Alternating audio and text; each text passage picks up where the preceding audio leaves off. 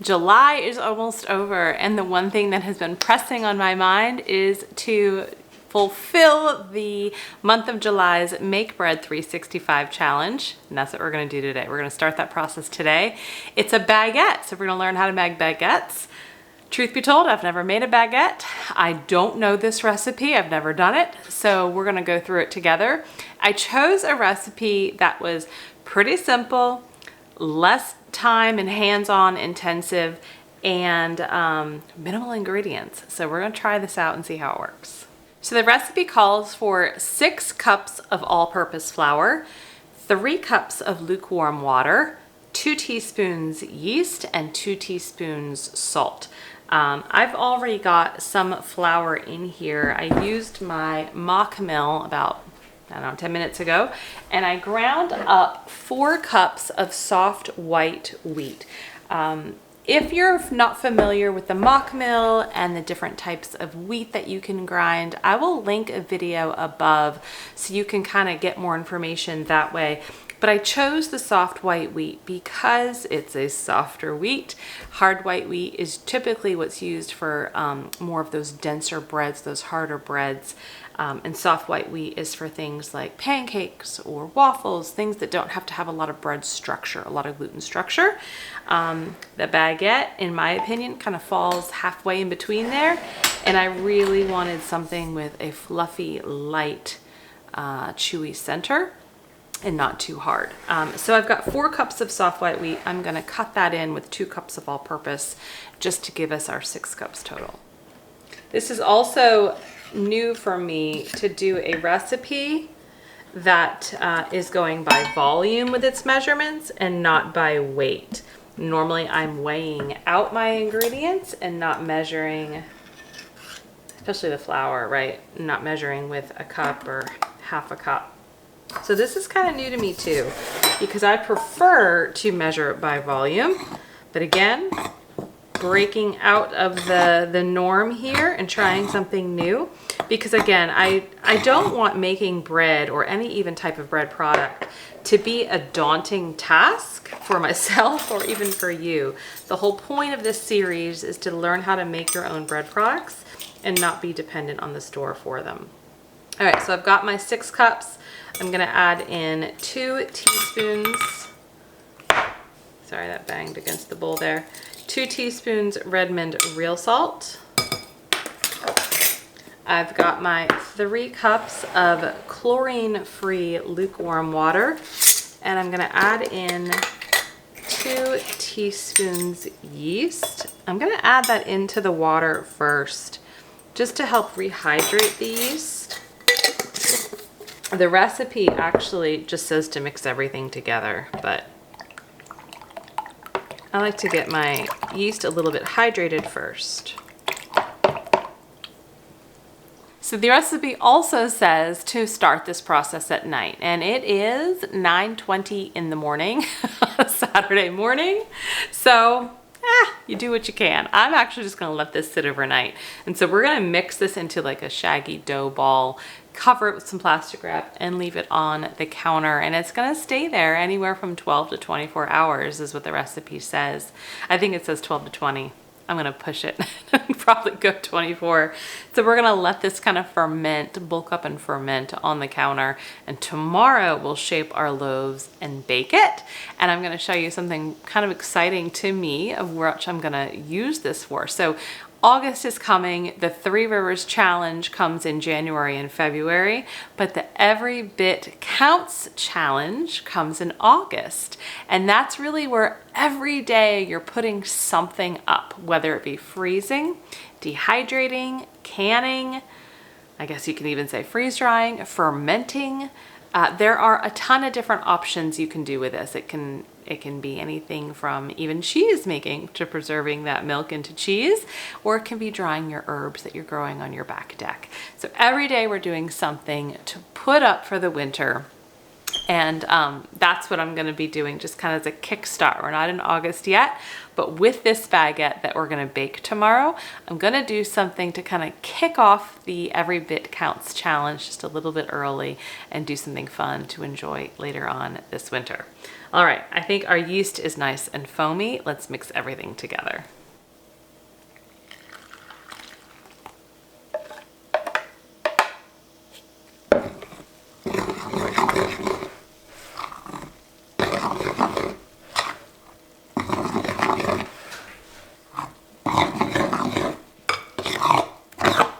Okay, what I thought might happen is happening. Because I used freshly milled flour, right? The ratio of a cup of all-purpose to a cup of freshly milled isn't quite the same. It doesn't weigh the same. So again, this is why I like to use recipes with weight rather than volume. I'm just gonna add a little more all-purpose to help soak up some of this liquid. I could have reduced the liquid also, but I find that when I'm using conventional recipes by volume with freshly milled flour, sometimes I just have to add a little more all-purpose or less liquid to help compensate. Not a big deal, but I wanted to show that to you. This should come together in a pretty good dough ball.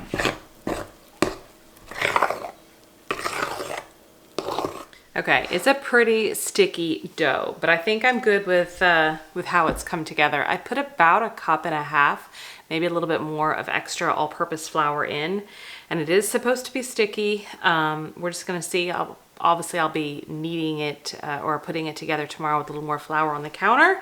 So we're gonna leave it as is for now. I have a clean bowl though, and I'm going to coat it with just a little bit of olive oil and transfer this dough to that oiled or greased bowl. You could use coconut oil, olive oil.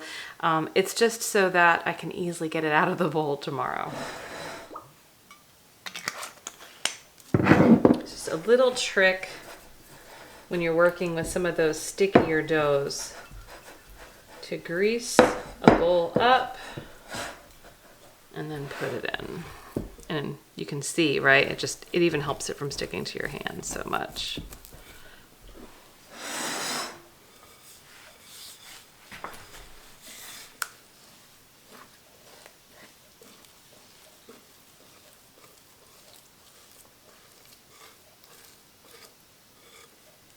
Okay. We're going to cover this with plastic wrap. Normally I use beeswax, but I'm using plastic wrap today because I actually want to see how this bubbles up. First time doing the recipe, I want to be able to observe it as it's on the counter. That's it. I'm going to go put this on the counter. And we'll come back tomorrow and shape our loaves. See you then. It's been about 23 hours since I last left you, and our dough is quite fermented. It's a good thing the plastic wrap was here because it was pretty high at one point. So what we're gonna do is we're gonna get this out onto the counter. I'm gonna put some oil in my hands to help it keep from sticking too much. And we're gonna divide this.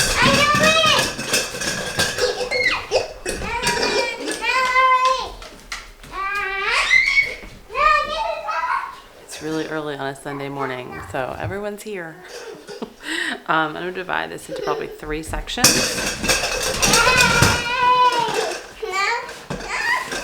And I'm gonna do some different sizes because I have some different ideas of how I wanna use this.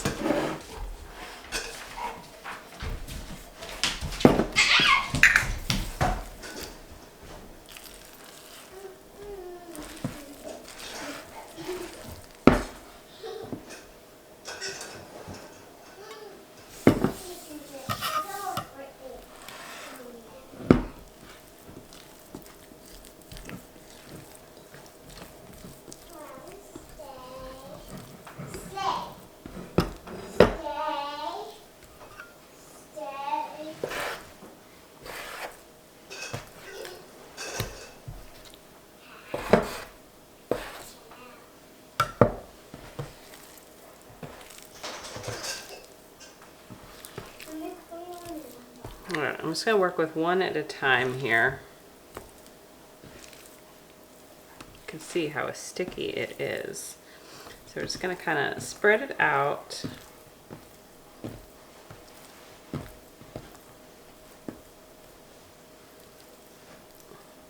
Roll it kind of onto each other, onto itself, the best I can here.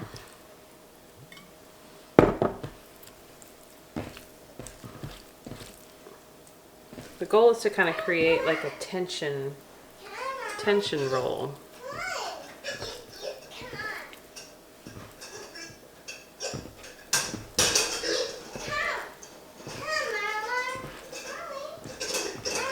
Actually, I'm going to do this on here.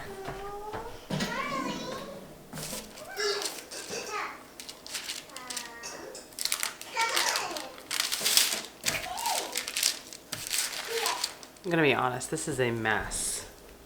This is a gooey mess.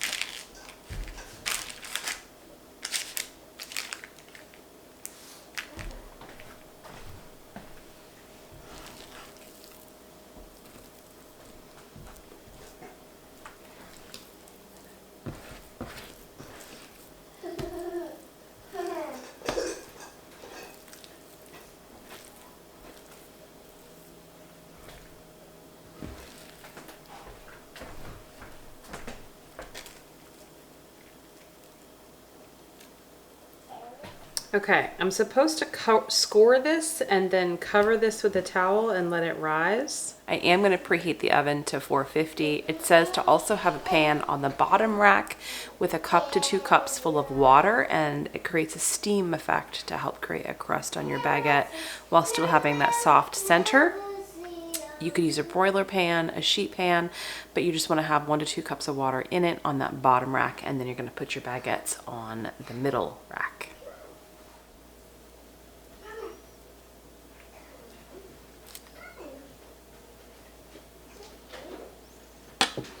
I can already tell this is gonna be not good, but we'll see. I'm gonna follow through till the end, but if it's not good, I'm gonna have to do a redo. All right, I'm just gonna let the oven preheat, and then I'll put, once it's all preheated, I'll put the baguettes in as well as the pan of water, and we'll bake it and see what happens. Okay, the oven's preheated, and these have spread out into a big mass. I plan on following through. I just don't know how this is going to play out. So I set the timer for 10 minutes. We're going to keep the tray of water in for 10 minutes, and then we'll continue to bake the baguettes, or the lump of dough rather, for another 30.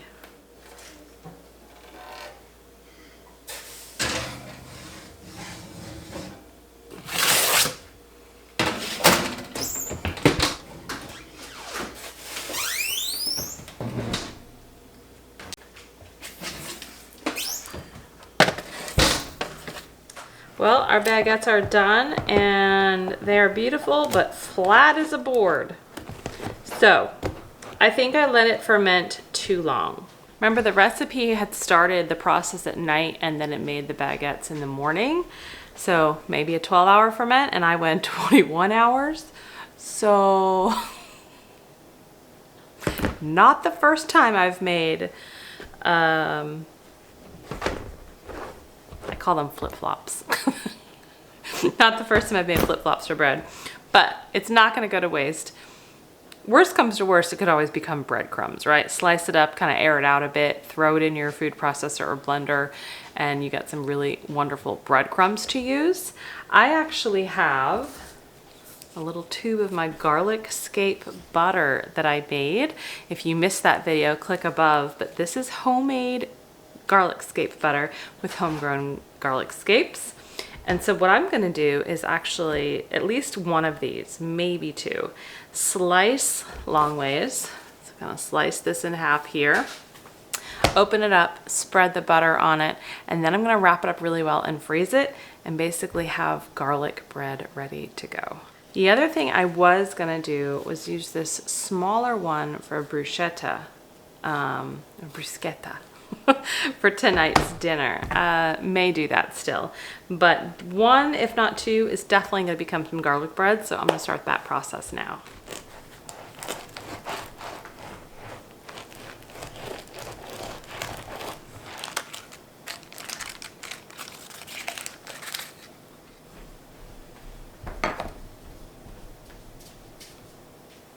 Okay, I'm just going to sprinkle a little Parmesan cheese in here as well.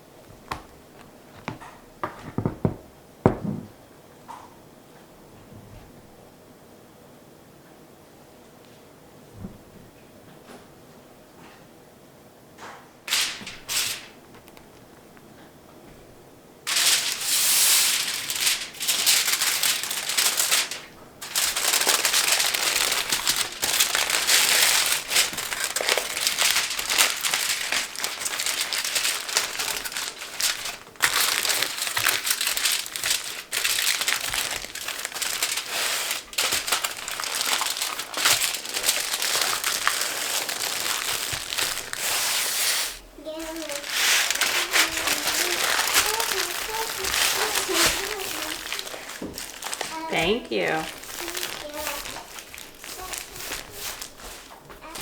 Okay, so 2 garlic breads ready to go in the freezer.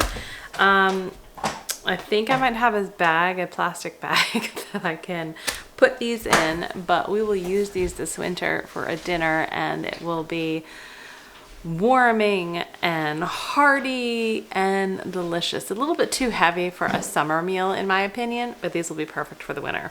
So I've got 1 flip-flop baguette left.